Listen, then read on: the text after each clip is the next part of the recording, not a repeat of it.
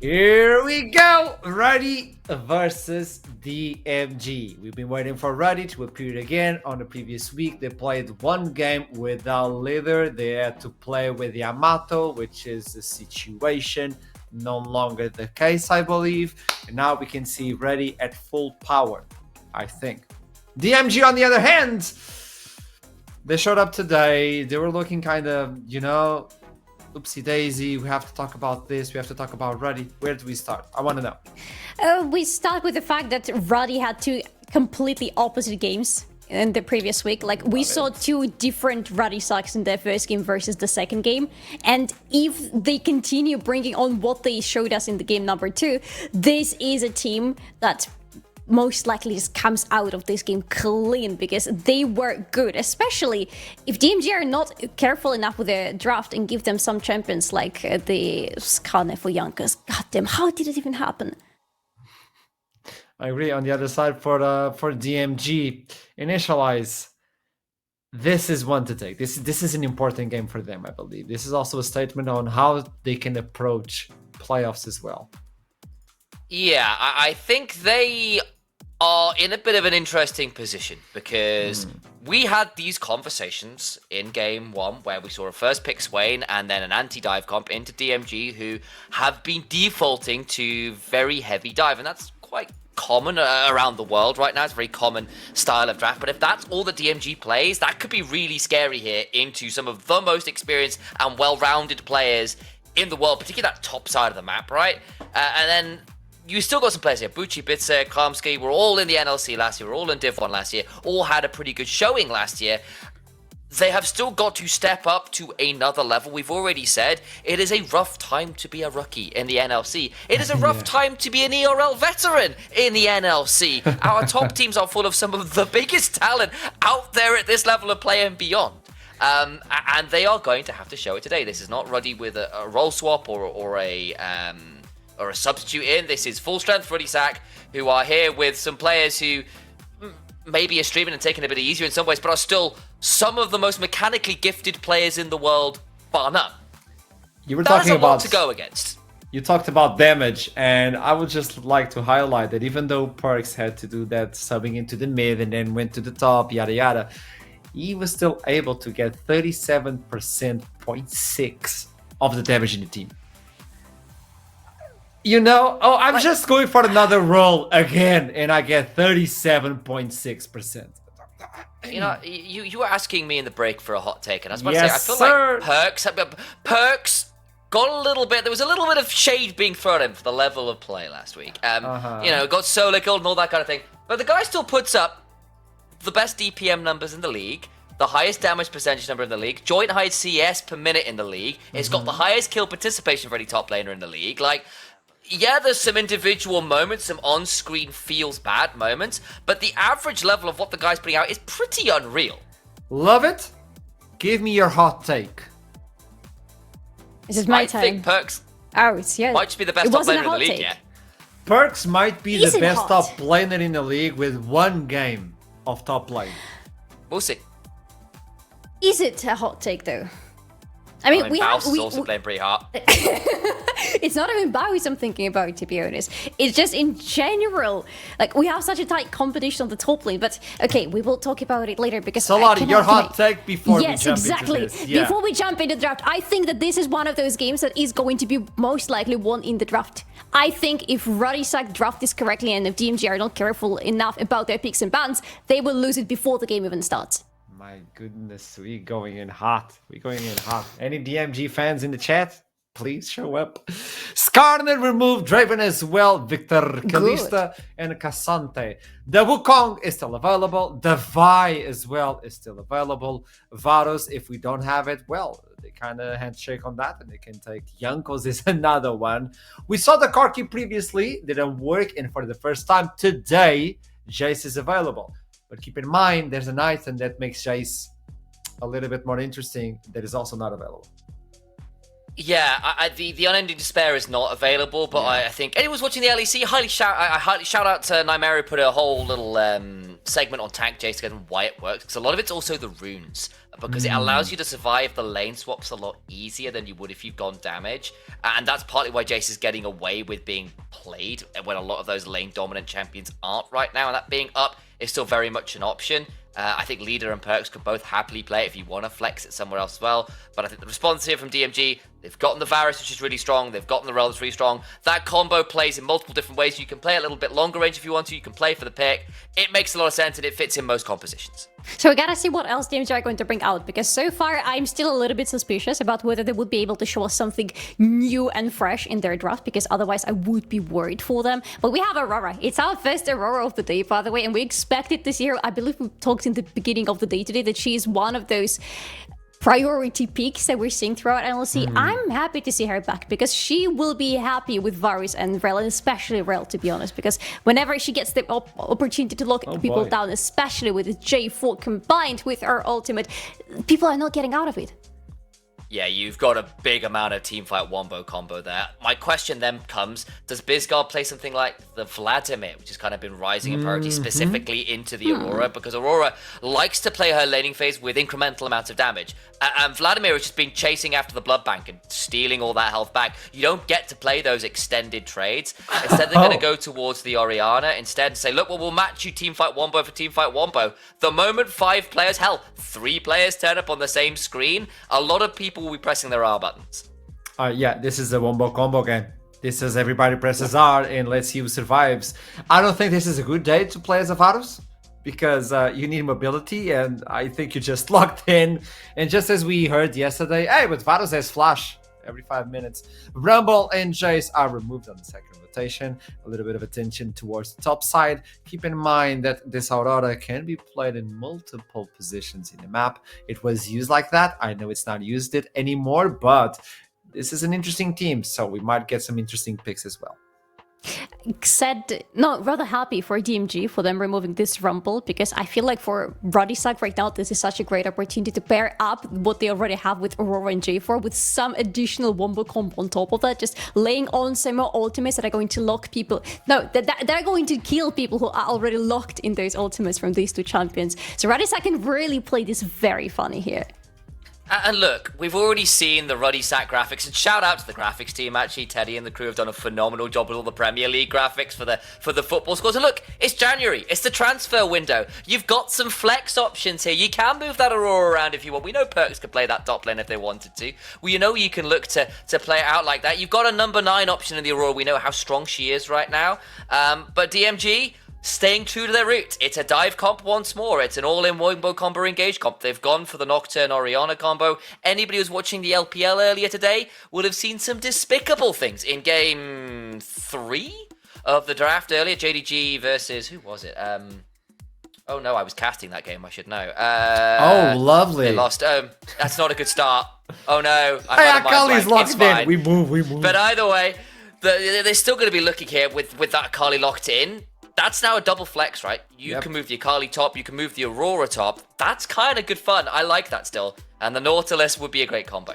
Wow. So we're throwing in some interesting stuff at DMG, because they pretty much are working around the ball delivery for Orianna right now, with the Rel, with the Nocturne being the 2 most likely options. But I really like this Akali into the Nocturne, because the moment he flies in, the idea for Nocturne is that you get a kill, and after that you try to get out.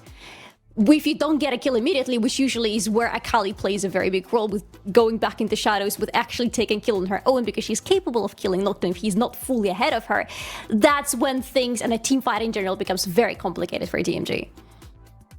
It's a Maokai. More set up for the team fight. There's the Maokai. Yeah, okay. Exactly. Like, it's another one of those big ults to play to set up the dives, right? And we know exactly how DMG are going to play. It's pretty obvious. It's written on the wall. Saladi, you had a hot take.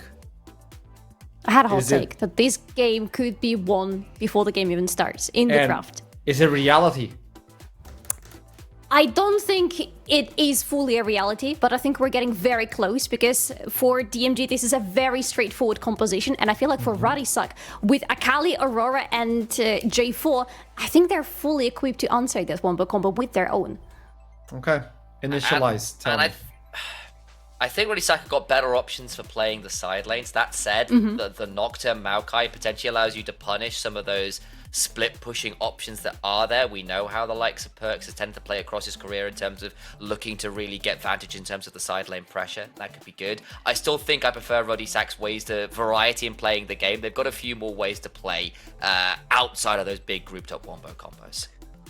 Well, Wombo combo is ready to go. The casters as well, so take us to the Rift. Let's go, Jamada in the lane. Thank you very much, Ashram, and we are about to get into yet another crucial game, obviously, with the group stage or seeding stage coming thick and fast. These games instantly starting to have huge implications on the standings as we immediately head on to the Rift. What is the main takeaway this time around? If DMG lose, they will have a date with Lost Ratones and they'll be locked in 4th place. And a Ruddy Sack win would mean that they are just one win away from getting that 2nd seed, and that would be decided in that game against Venom Crest later today, while a DMG win would open up a whole heap of other possibilities to be decided all in the final game. Potential tiebreakers. Yeah, there are potential tiebreakers. Potential tiebreakers even, so you want to see the maximum amount of action tomorrow. And yeah, you're hoping for a DMG win. Let's see how Ruddy Sack get on though, because they did look significantly better once they didn't have, of course, the off-roll scenario going on like they did in their opening game. Yeah, and I think that's a crucial point to talk about, right, about the Ruddy Sack, because it was a tale of 2 games last week. One with Yamato Cannon in the top lane playing on, and one with their full lineup. In the first one, they played against, the 1st seed of this group, now Rich Gang, and they got smacked around quite easily. But in the second game, they did the smacking and absolutely destroyed Chaos with this invade now from DMG, sparking some early interest, and let's see how this turns out. I do believe they'll be able to get the blue buff, but Hums happily just hitting away on bits. I mean, could they force some cooldowns? What is the point of this, Jamana? I mean, so DMG trying to force a bit of a map split. The blue does go over. Yeah, Ruddy Sack, no, if they can delay this for long enough, should have Jankos the will get crash down over. lead. Another one in target by this DMG side. Good flash to follow, but Bitsa too far forward, taken down immediately. And there could be more to come. Flag and drag not quite available, but the flash auto from Hustlin to lock up Fadeski and seal his fate. It's falling to pieces already here as the Ruddy Sack claim 3 early kills. It's a complete disaster for DMG. Absolutely Armageddon topside play. They're just looking, right, to get the blue buff, force the map split whilst the lane swaps have occurred. Not necessarily expecting, perhaps, the assignments to be the way that they are from Ruddy Sack. And it's a complete horror. Because whilst this is all going on, Jankos did red buff, right? So by the time that this blue buff goes down, Jankos is halfway here with red buff already in pocket. Leader does a good job baiting, flashes away, does end up getting feared, but now Jankos is here, stops the full chase down. Flash auto comes in from Hustling as well after the first couple of flashes. There you go. Looked a bit janky in the replay, but Riot spaghetti code for you, and 2 kills over to Hums. Another kill, I think, went over to Leader. And that's going to be just, I don't even know. Like, really, if you're DMG, what you're thinking after a level 1 like that. Christ. The Akali gets accelerated and still gets the Orianna matchup, mind you, right? It's just happening in the top side. So many strange things have occurred. Just simply because of how that level 1 played out right now. And now the bot laners are laning mid on top of all of this. It's a great game. It's a great game of League of Legends. Man. Has science gone too far? Like, what are we witnessing at this point? This is pure anarchy, it feels like, as, they go wherever they please, right? As you say, 80 carries in the mid lane. No, B-score. The young little Danish rookie here could be looking for the solo bowler on Leader, and I think he'll get it. Go on, boy. Go on, lad. As he gets the solo kill, I mean, a little bit of a silver lining early on as Bucci now will be under, in a little bit of trouble here. Does have the flash, uses it quite well, but can't keep Perks in the tower range. Does he have any cooldowns coming up? That's the question. He has to try and dance around this and buy more time if that's a possibility. He does well. Yuck. He does really well here, to be honest. Komsky coming in as well. Perks, no mana, no HP. Jankos now left in no man's land, but does have the flashes. Hums rotating in as well. I mean, could they turn this? I think actually Ruddy Sack are winning this. What is happening, Jamada? As Hums is now on a killing spree. Huh? You know what word? You know what term I feel like has gone extinct? That I feel like sometimes terms and phrases very, very flavor of the month. We need to bring back Clown Fiesta just for this game because that's what this feels like right now. It was so was a little bit botched from Ruddy Sack, right? The initial one is actually, well, I say botched. It's well played from Bucci, right? A great flash W out of Jankos' combo, but then Perk selects to be the one to tank tower, right? Tank one tower, E flash out, but then there's just no damage left in the tank between Jankos and Hustlin. They know if they commit, they will die. Jankos is able to get the flag and drag back out. And then Karmsky just looking a bit too far forward, and then Hustlin interrupts the crash down out. So they get the free pickup, and I think that went over to Hums, and it does. So Hums now has 3 kills, an early Sheen, an early shutdown. He's almost 1,000 gold ahead of Hateski, so it's not the not the worst start in the world if you're a young spring AD carry. I mean, I don't even know what is going on anymore at this point. This game is absolutely crazy, man. As you say, I think Clown Thief is a very good definition of this, and normally you'd see these things in games that didn't really matter, but remember, huge implications on the standings depending on the outcome of this game. Kate might as well just start watching this game and preparing for DMG at this point. You have to feel as, you know, a horrible start for them needs to be turned around if they want to avoid going up against those rats in round 1 of playoffs. Now a little bit of a move here from DMG, though, in the bot lane. Perks doesn't have a flash, but obviously, you know, the Aurora does have a bit of movement, can jump around and have a bit of fun. Perks gladly takes this fight against Beats. Good damage even. I mean, is he fancying it? Wouldn't be surprised if the MSI winner and Will finalist fancied his chances in this 1v2 instead, though. We'll just keep poking away at Bucci's life. Yeah. Perks is the kind of player. He's got a lot of ego to do it, you know, and I use ego in the good way. He would always be willing to test his limits, that kind of situation, but recognizes maybe doesn't quite have the lethal damage, and also can't even take it, man. He there's can't even no take the use Drake. in flipping it, and yeah, like you say, he can't. He just can't. Has to move off. Those are the potential for the rotation is too high. Jankos is also up here, shielding off actually of all players the support from the crashing top wave. Jankos does have smite, and it starts to reset. A little bit awkward. He's gonna get it now. And we'll get the little ones for his trouble. Yeah. And as we finally have some time to breathe, right? I think this is what the Ruddy Sack really wanted. Again, a tale of 2 games on that first day, but this is just a sign of, yes, that main roster is deadly, and so far they've come up, you know, out on top in every single exchange. Even when the dive didn't go fluently, they flipped the situation on its head yet again, and, you know, managed to pick up another kill. I believe just one, actually. And that was, you know, the killing spree on Hums, who is feeling very confident. The rookie on this lineup, certainly not an unfamiliar face to people inside the League of Legends scene, but in terms of competitive play, there is no experience to look back on from him, at very least in a serious competitive environment. And, you know, I've had a look at the scrims, Jamada, I'm not against that, you know, and I mean, he has had some very good games, and he is certainly able to carry when put in a position like that. Hey, look, man, that's young Hans. Hums Summer, you know? Hums Summer, I actually really like that. Guma Yusuf, maybe, perhaps. Yushi. yeah. Look, Hums is definitely a very entertaining player to watch. And it's gonna forever, I think, be entertaining to just track his progress, right? As a pro, very vocal about how excited he is to be part of a project like this. And of course, if you're following the off-season stuff, it was somewhat last second, right? Initially, it was supposed to be Jack Spectra in this slot, if you recall. So, of course, now off to the LEC broadcast. So a lot of these ADC content creator streamers, I mean, of course, Jack Spectra is an ex-player himself. So that announcement was very short-lived, I suppose, in retirement from Esports. But yeah, again, very, very fun, nonetheless, to watch a true rookie in every essence of the word step into the role in his place. And whilst he was talking about that, Dragon was secured by Ruddy Sack, so they've got another objective. Plus there was 3 grubs from earlier as well, so one more neutral away from Beats of Strength. And game state as a whole sits really damn pretty at 2,500 gold. And of course, really solid scaling across the board. Very, very straightforward engage on just about every single part of this Ruddy Sack lineup. It's just about actually finding Bizguard and Facegear in the mid game. I'm very excited to see how this unfolds, right? There is still much of this game to be played, and while I think Ruddy Sack definitely the favorites, as here comes the combo, Perks. What can you really do about it? Flashes, what? Tries to get the movement in his ultimate, but I think he flashed out of it himself as Bisco, able to claim that kill.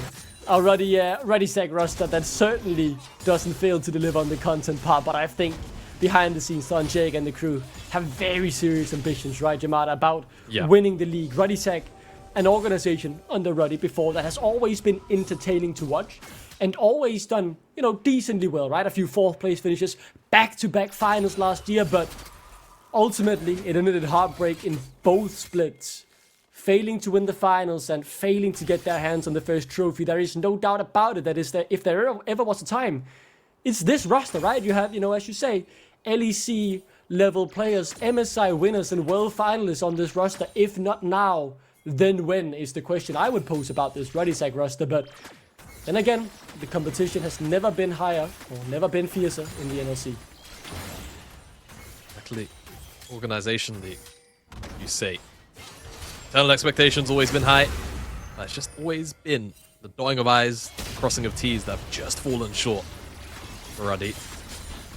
Yeah, ever so common phrase. Always the bridesmaid, never the bride. Very easily sums up their 2024. Definitely want to reverse some of those fortunes.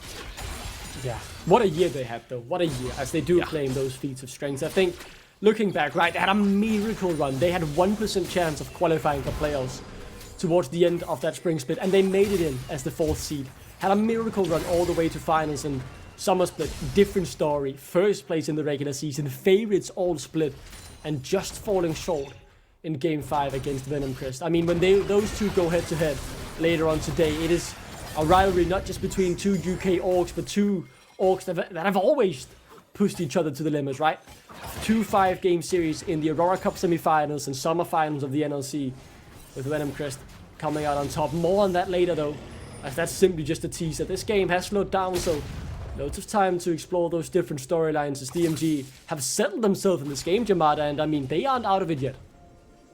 Not out of it yet, by any means. That Orianna Nocturne combo, you saw it in action in the bottom lane, and generally it's such a potent combo, especially into squishy backliners. Though, when you really think about it, a lot of this Ruddy lineup wants to dive in, right? It's pretty much 4 out of 5. Hums kind of just wants to hit what's in front of him as the Corki.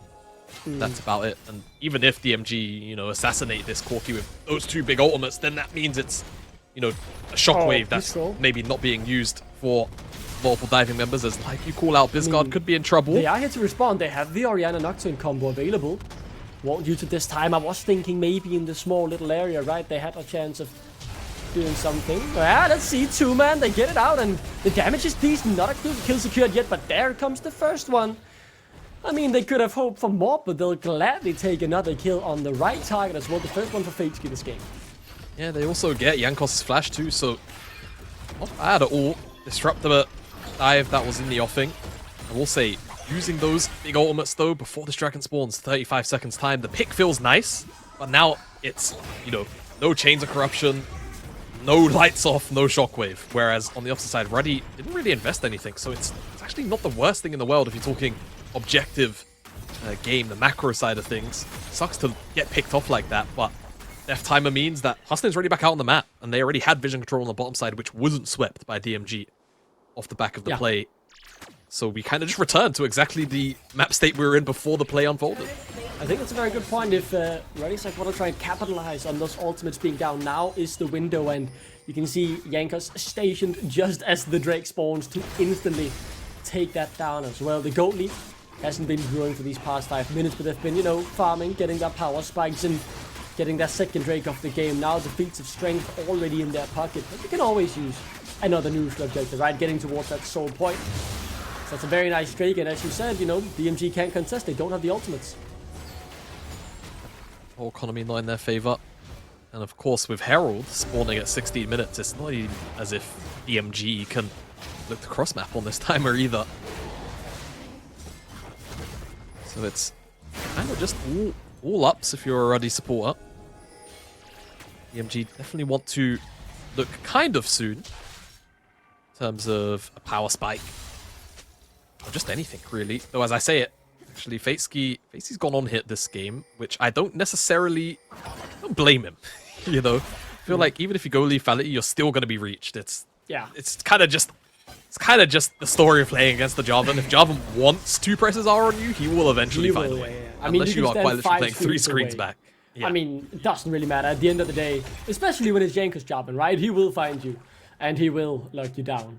So, I do agree with you. That is a decent decision there. Nothing wrong with that. Looking at the items, I mean, it's the first items. This game has definitely slowed down in pace. The next neutral objective is up in a little bit of a minute's time. We've touched a lot about, you know, the stories and expectations really of this Ruddy Sack roster, and let's see if Komsky want to try and get himself involved. If not, you know, plenty of time to dive into to DMG, but it looks like instead we have to get ready for a potential fight as they posture around the Herald spawning in 30. Herald in 30. But this is really when Ruddy Sack are going to feel very, very strong. First time completed on Akali and level 11. The perfect execution is almost contextually at its peak of power, right? It's so much upfront execution damage. And Perks on the bottom side with TP, probably an opportunity to maybe even find a base window.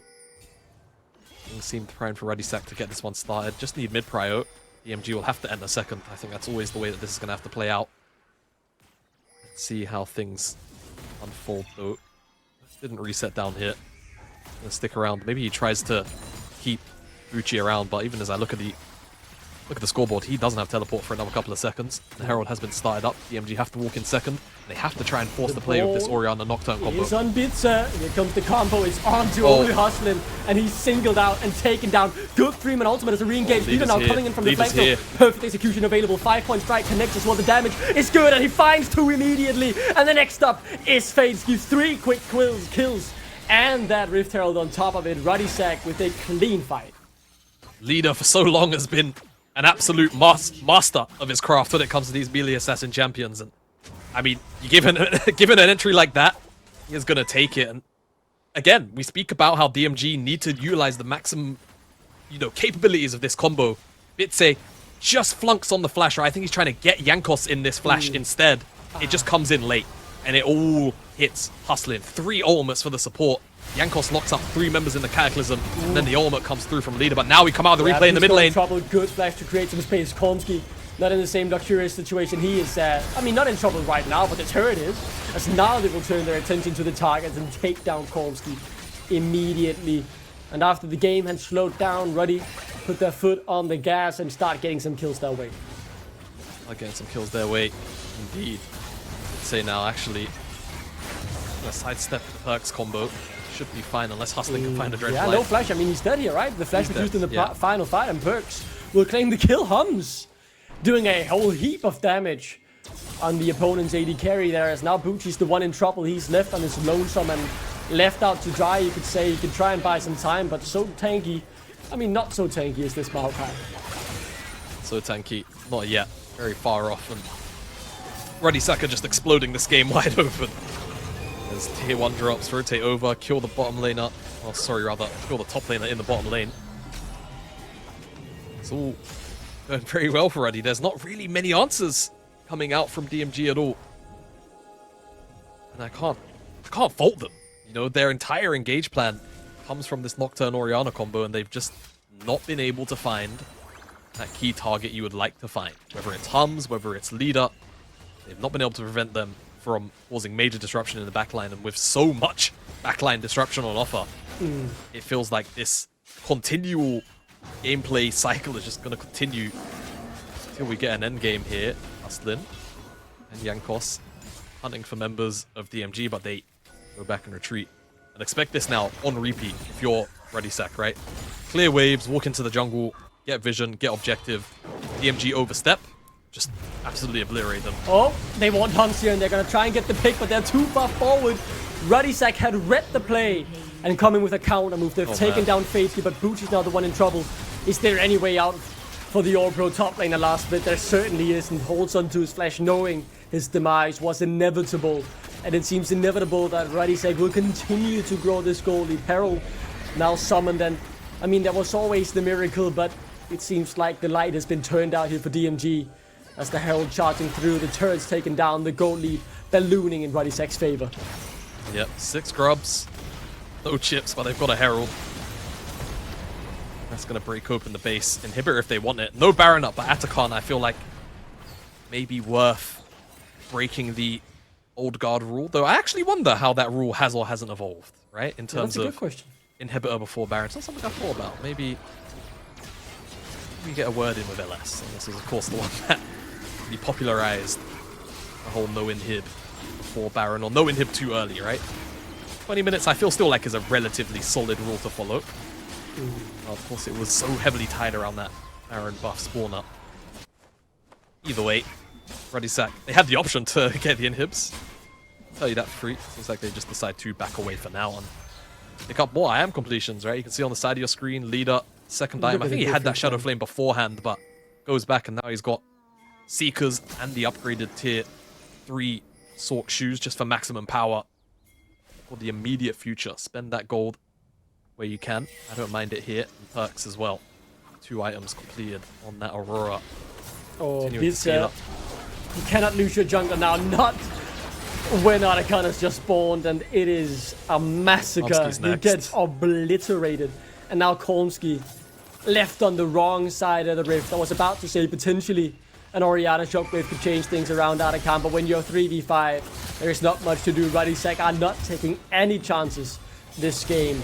They want to keep their hope of that second seed alive as they've taken down 2 now of DMG, and attention turns to Aracon.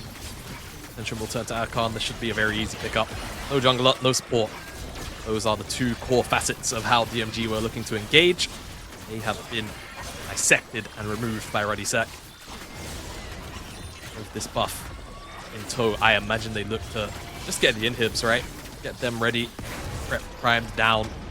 So if the Baron even spawns up, given the pace of this game, they can just go to it. Feel very, very free to start it up on any window they want. So what's the miracle run here? The miracle angle for DMG. Wait out these timers, get 2 items on B-score, and hope for a 5-man Orianna ultimate into 5-man everything, and then pray it's enough, and if that isn't, it's just done. They basically need the they need the wombo combo of the century, man, the millennium. It's gotta just be a 5-man everything. Yeah. And even then, I'm not sure if that's gonna get them over the hurdle. This kind of game state. I mean, certainly not an easy hurdle to climb either, right? Yamato, Yeah. Ruddy Sack, in my opinion, one of the top 3 teams this split, just purely based on roster, and obviously, they have that 1-0 besides them, but a huge asterisk next to that, right? Yamato Cannon playing the game, picking on into Braum. You can point at all these different reasons to why Roll that into happened. Braum against Banderas, Yeah, like against the Banderas split and push Fiora. guy. There are so many things on that, and this is Yeah. what they need. I mean, they're going in while the withdrawals are up, though, so while they get 1, it's only 100 gold, and if Ruddy Sack end up winning this fight, I think it might just be game over. Here comes Leader, and look at that damage! The perfect execution is absolutely perfect. 5-point strike, double kill for Perks, and DMG forced to retreat back into their bases. Another withdrawal force, but little to no avail on that as they are running for the hills. I mean, look, you can see the potential of what DMG's composition could have done, but they're just too far behind at this point. Through the Atacon buff, it's not quite enough. What are Ruddy Sack planning here? Are they going for a game end? They could be looking for it, right? Still 3 withdrawal. Yanka's one of them. No man, I know Get him, he will boys. likely withdraw himself soon. Bucci really wants the auto, but should go down. 1 more is enough as the rocket from Hums collects it. Now the withdrawal comes through on Yankas. Is this a window with any opportunity or any sliver of hope? Not quite for DMG. 2 item spikes now hit, and they, manage to hold on to that base, but again, it's table scraps they're fighting over as Ruddy Sack will, not calmly disengage, rather. They want more, and they are looking for Komski. Leader, fishing on the flank, Leader. biding his time and waiting for the right opportunity. Pizza, the one in trouble as Komski gets cut down by Hums, who's now almost legendary on this Corgi. I mean, DMG, man. It does not make for good viewing as Ruddy Sack have upped the tempo and DMG just can't keep up. The withdrawals have now run out. Is the miracle still there to be made? more combo. The combo comes through and it's on to Hum, but he even survives that, and this fight is all but lost after that, you have to say. Let's just take a look at it though. Hums quite low as Bucci looks to close down on Himfeitsky, dishing and dishing damage away on Jankos, but there is simply not enough damage on this lineup. There is nothing you can do despite Hums being down. It's all on Bisco, who's left on the base, or left in the base, to try and heal up and try and assemble the pieces that DMG have been left in by Ruddy here. They've been packed up and sent flying somewhere else, maybe straight into 4th place in that date with Los Ratones. Ruddy though, keeping on the pressure, wanting to end it here, doesn't want to give any chance of a steal or a Baron to be flipped, but instead they realize that they have done everything they can on this push and they have to retreat. They've used a lot of time and tempo here. Ruddy trying to end the game, maybe getting a little bit too overhyped on the potential of a game end. This was almost 3 minutes ago. So, Shockwave combo, Nocturne, looks good. Hums a one-shot, great. Small problem, Leader wasn't here yet, and of course it's only a withdrawal. Look at the damage, man. Yeah, exactly. Once Leader decides to go in, I mean, I can't remember how long the lockout is, but imagine if he could have ulted through all 3 of them, Leader, after that Q. Wow. It would have been so much more damage. And yeah, Bucci to flash out from that Cataclysm. Yeah, that's come out solid. of the replay. Yeah, that's all we need to see. MTech Soul. Things couldn't go any worse for DMG and the game state.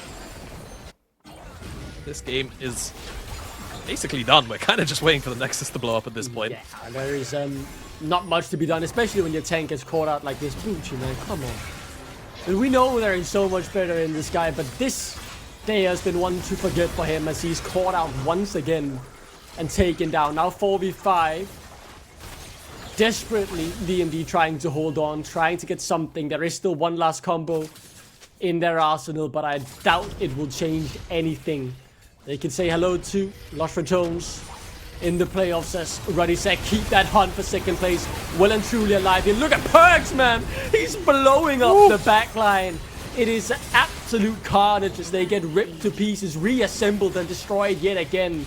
Ruddy are playing with their food and they are not messing around here on game day 2 as they absolutely obliterate DMG.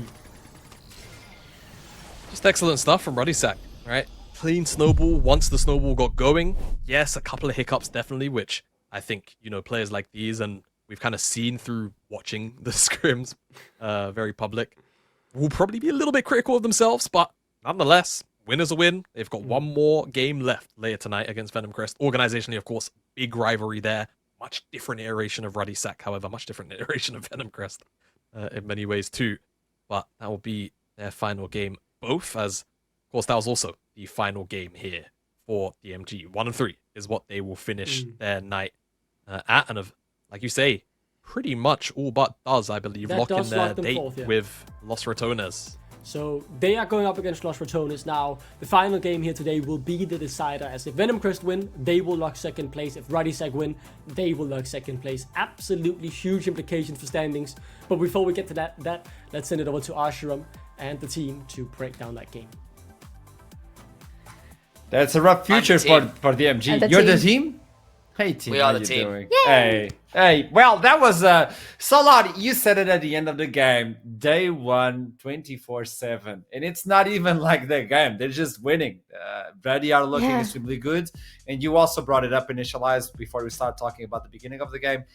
This is the Ruddy you wanted to see. It is. We know so many of these players. I think obviously the top side of the map are very, very experienced. Perks and Jankos are MSI winners. Like, they are some of the very best players in the world, period. And it kind of all starts to go very wrong at the level 1, because this is initially a 4 versus 3. And I thought Leader had overstepped here, and he kind of does, but it's all in order to bait in the fight, because look who is here. It's So Jankos good. with the red buff, who gets the flag and drag. Leader survives even after the fear. All the flashes come on through, but at the end of all of this, you've gotten a kill onto Leader, a double kill onto Hums, and it's over. In so many ways, it is over. You have given up everything at that level 1. It becomes so difficult to play the game after giving up that kind of deficit. Not just the summoners, the early gold, the early map advantage and pressure in lanes is really difficult to manage. you can see the idea behind it. You can see what DMG had planned. Like, hey, it's really good if we get this lead early on. If we get a kill, above all, getting closer to the feats of strength. The idea was there, but the execution really was just one step ahead. Solari, tell me, I see you want to chime in as well. Listen, it's just DMG had ideas, definitely, and we gotta give kudos to them because the ideas were interesting, but unfortunately the ideas were a little bit too straightforward and very easy to stop, and if anything doesn't go the way DMG want, they are left with no tools. We pretty much can see it in the biggest team fight, actually in this one as well, because here DMG really need to take on this Herald, and they're relying on the big combo wombo that we have been talking about during the draft and the casters have been talking about during the game, but the moment this wombo combo doesn't land on Jankos because he sidesteps it ever so slightly, the moment it doesn't happen, what can DMG do? The answer is nothing, especially when they have litter right on their backs. You get an Orianna Nocturne combo only onto a Nautilus. It's not onto a damage carry. You tried to flash to get the shockwave a bit further to catch Jankos too, but then that's just the Java. That's not exactly your primary targets, and DMG, when they were pulling the trigger discipline wasn't fantastic, and the target selection wasn't fantastic. There was a debate between us a little bit about what replays we pull up, and I think that one understandably won. But there was another one where before the second dragon, they pull the trigger to kill Hustlin on the Nautilus, but they burn 3 ultimates to do it, and they lose a dragon as a result because Ruddy's just reset and come back forwards. And you can see it here, Aurora free hitting a Maokai all game, leader on the Akali, gets an early kill, gets to murder a side lane just fine with the early gold lead. Hell, Hums despite the kills, wasn't doing all that much because he wasn't wailing on his opponents that much. You can see the spikes where Ruddy win the game from, and there wasn't all that much DMG got to do about it. 12,000 gold, but that damage. I know you're hitting on a tree the entire game, but you have to translate that lead towards the team fights, and you said it towards the end. It's not like Aurora hits a lot on the first hit. The problem is when you finish the hit, and it's a massive chunk, and the burn and all that, and that's 37,000. That's ridiculous. Well, I mean, you are looking at a team that knows how to play side lanes really, really well. Leader is a master of those melee assassins. Perks, I think, one of his strongest points as a player has always been his side lane command and his ability to play out those side lanes, and it's looking pretty good here for Ruddy. Zach, if they can start to iterate from this, I think they are going to be threatening the likes of Lost Returners at the top of the table, and I can't wait to see our groups cross-pollinate, so to speak, and see how they all match up together. So we're starting to get a glimpse. Tell me, Solari. I'm just happy that I finally saw we all saw the Ruddy that we saw on the second game of their first day, and I hope that this continues because their timings in this game were peculiar. They were just so on point every single time, especially if you compare to DMG, who again had good ideas, but the moments of execution were just not on point. And I think at this moment, I wanted to highlight that we're starting to get these glimpses of these teams, like the experienced and legendary teams. We're starting to get them. Oh, they're working. They're clicking. The vibe is checking. They're actually getting it in. And we had some interviews with coaches from North, for instance, yesterday, and he told us, we needed the time to scrim. We started off late. It's a reality. We locked in the roster late, so we started off the scrims late. Los Ratones started their scrims a long time ago. They won versus they did very T1. Publicly too, right? They stream most of them. 100%. So with that in mind, I think we're getting these teams oiled up and everything is working accordingly, like the engine is working. So as soon as we get to playoffs, I think there are no more excuses. Yeah, I mean, we're only Except 2 for weeks Fearless. deep. Yeah, I mean, Fearless will be interesting. Obviously, that's going to be adding an additional kind of fly in the ointment, and I've cast a lot of Fearless at this point. I did a lot of LDL casting back in 23 and stuff, so like I'm excited to see how that all works out. But I'm also, we are really only 2 weeks of competitive play deep. We are going to have to wait to see how that goes. A lot of these teams still got room to grow. Some of the teams are looking good already, but they are still only, as we said, 2 weeks in. They could still get better from this. We could still end up with another higher level of competition, and that is only exciting. But And the competition doesn't stop right now. It does have a pause before it continues, as Chaos will face off Rich Gang. This could be it, the 4-0 for Rich Gang, but they're comfortable already. And for that to happen, I'll see you soon. Don't go anywhere.